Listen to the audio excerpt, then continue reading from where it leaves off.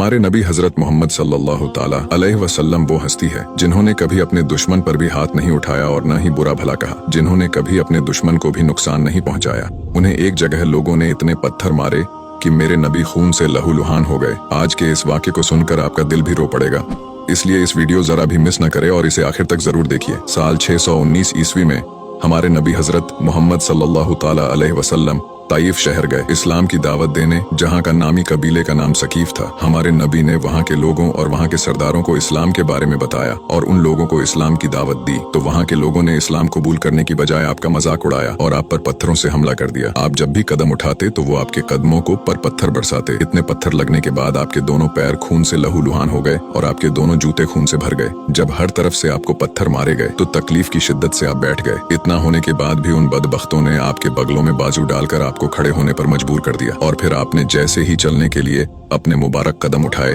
तो उन बदबख्तों ने फिर से आप पर पत्थर बरसाए।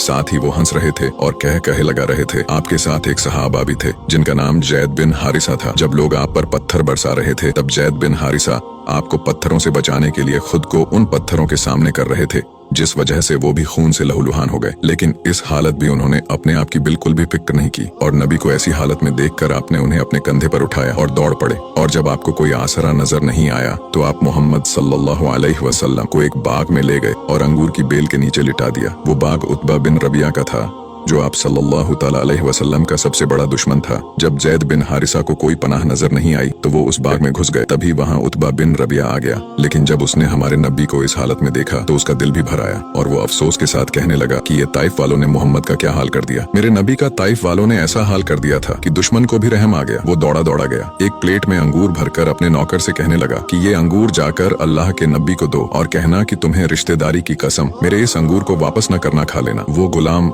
जिसका नाम अद्दास था वो आपकी खिदमत में अंगूर लेकर आया तो आपने एक अंगूर उठाया और बिस्मिल्लाह पढ़कर खा लिया। तो वो गुलाम कहने लगा कि ये लफ्ज तो यहाँ के लोग नहीं बोलते। तो आपने पूछा कि तू कहाँ का है? वो कहने लगा कि मैं नीनवे का रहने वाला हूँ। तो आपने कहा कि अच्छा, तुम मेरे भाई यूनुस अलैहिस्सलाम के शहर से हो? तो वो गुलाम कहने लगा कि आपको यूनुस अलैहिस्सलाम के बारे में कैसे पता? तो मेरे नबी ने फरमाया कि वो भी अल्लाह के नबी थे और मैं भी अल्लाह का नबी हूँ। ये सुनते ही वो गुलाम आपके कदमों में गिर गया और आपके कदमों को चूम कर मुसलमान हो गया।